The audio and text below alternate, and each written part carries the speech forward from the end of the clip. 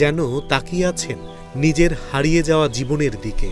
যে মাটিতে ছিল সংসার, যে উঠোনে ছিল সন্তানের হাসি, আজ সেখানে শুধুই নদীর স্রোত। এই নদীর পাড়ে বসে থাকা নারী আসলে একজন নন, তিনি হাজারো নদী ভাঙন কবলিত মানুষের প্রতিচ্ছবি। তার নীরব চোখের ভাষা একটাই প্রশ্ন করে, আর কতবার ঘর হারালে মিলবে স্থায়ী সমাধান? আর কত পরিবার নিঃস্ব হলে থামবে এই নদীর আগ্রাসন? আমগরে নদী সব ভাঙ্গা নিয়ে যেতেছে গা। এই 3 বছর ধরে একবার ভাঙতাছে। বাড়ি আছিল ওটাই, ওন থেকে আইলাম গতবারে দিকে, এর থেকে আবার ভাঙ্গা লই এলাম। ওহানাই যে আমার ছেলের ঘর এটা, ওহানাই যে সব ভাঙ্গা লই গেছে গা। 1 সপ্তাহ আগে সব ভাঙ্গা লই গেছে গা। শেরপুরের নকলা উপজেলার চন্দ্রকোনা ইউনিয়নের চরমধুয়া। গত বছরের ভয়াবহ ভাঙনের ক্ষত এখনো শুকায়নি। এরই মধ্যে দ্বিতীয় দফায় শুরু হয়েছে মৃগী নদীর ভয়াল আগ্রাসন। মাত্র 1 সপ্তাহে নদীগর্ভে বিলীন হয়েছে অন্তত 38টি বসতবাড়ি আর 50 একর আবাদি জমি। প্রতিদিন নদীর গর্জনের সঙ্গে বাড়ছে মানুষের আতঙ্ক। আজ কার বাড়ি, কাল কার জমি। বাড়ি হারিয়েছেন, জমি হারিয়েছেন, হারিয়েছেন জীবনের শেষ সম্বল। কেউ বাধ্য হয়ে পাড়ি জমিয়েছেন ঢাকা কিংবা দেশের অন্য কোথাও। যারা এখনো আছেন তারা জানেন না আগামী সকালটা কোথায় কাটবে। রাতভর জেগে থাকেন নদী পাড়ের মানুষ। কখন মাটিতে ফাটল ধরবে, কখন পুরো বাড়িটাই নদীতে তলিয়ে যাবে, এই আশঙ্কায় যেন তাদের নিত্য সঙ্গী। রাত্রেবেলা আসলে আমাদের এই চিন্তায় ঘুম হয় না যে কখন আবার বিটা ভাঙে। এই যে জায়গায় মোষ রাখছিলাম, মোষের যে জায়গায় রাখছিলাম ওইটুকু ভাঙে নিয়ে গেছে আজকে। নদীর মাঝখানে বসছে বিড়াটা ভাঙতে ভাঙতে, ওই মাঝখানে আসছিল বাড়িটা। আনা বাসায় আনতে আনতে ওখানে তো একবারে বিড়ার মুড়িত নেই, আর জায়গা নাই। শুধু বসত ভিটাই নয়, নদীর করাল গ্রাসের সামনে দাঁড়িয়ে আছে শত বছরের ঐতিহ্য।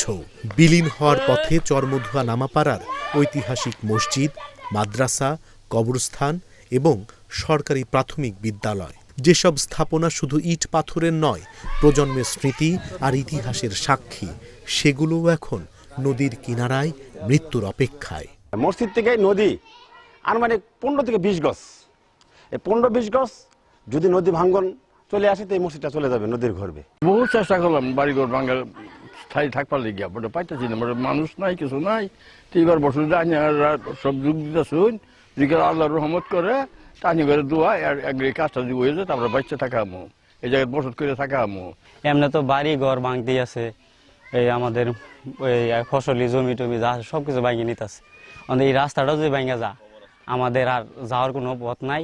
বিগত সরকারের আমলেও অনেক চেষ্টা ফিকির করছি, হয় নাই। তো আমাদের আশা থাকবে এবারে যে সরকার আসছে ওনার কাছে আকুল আবেদন থাকবে যেন আমাদের এই নদীর দিকে সুনজর দেওয়ার জন্য। নকলা উপজেলা নির্বাহী কর্মকর্তা জানিয়েছেন, প্রাথমিকভাবে ভাঙন রোধে জিও ব্যাগ ফেলার ব্যবস্থা নেওয়া হচ্ছে।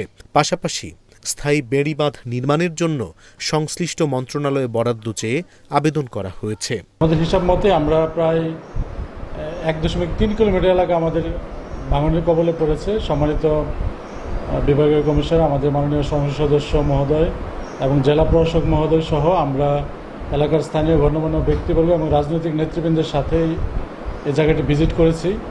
সবাইকে নিয়ে পরিদর্শন করা হয়েছে এবং তারা সচক্ষে দেখেছেন, অবলোকন করেছেন এখানে যে সমস্যাটা তৈরি হয়েছে। ইতিমধ্যে জেলা প্রশাসক স্যারের মাধ্যমে পানি সম্পদ মন্ত্রণালয়ে একটি পত্র লেখা হয়েছে জরুরি ভিত্তিতে, যাতে এই 1.3 কিলোমিটার এলাকা প্রতিরক্ষার কাজ করা হয়। গত 2 দশকে নকলার চরমধুয়া নামাপাড়া এলাকায় নদীগর্ভে বিলীন হয়েছে শত শত আবাদি জমি, অসংখ্য বসতবাড়ি এবং মানুষের বহু বছরের গড়ে তোলা স্বপ্ন। কিন্তু ভাঙন রোধে স্থায়ী সমাধান আজও অধরাই। নদী শুধু মাটি ভাঙে না, ভেঙে দেয় মানুষের স্বপ্ন, ভবিষ্যৎ আর প্রজন্মের নিরাপত্তাও। এখন দেখার বিষয়, প্রতিশ্রুতির বেড়িবাঁধ বাস্তবে গড়ে ওঠে নাকি আগামী বর্ষায় এই জনপদের আরও কিছু স্মৃতি হারিয়ে যাবে মৃগী নদীর উত্তাল স্রোতে।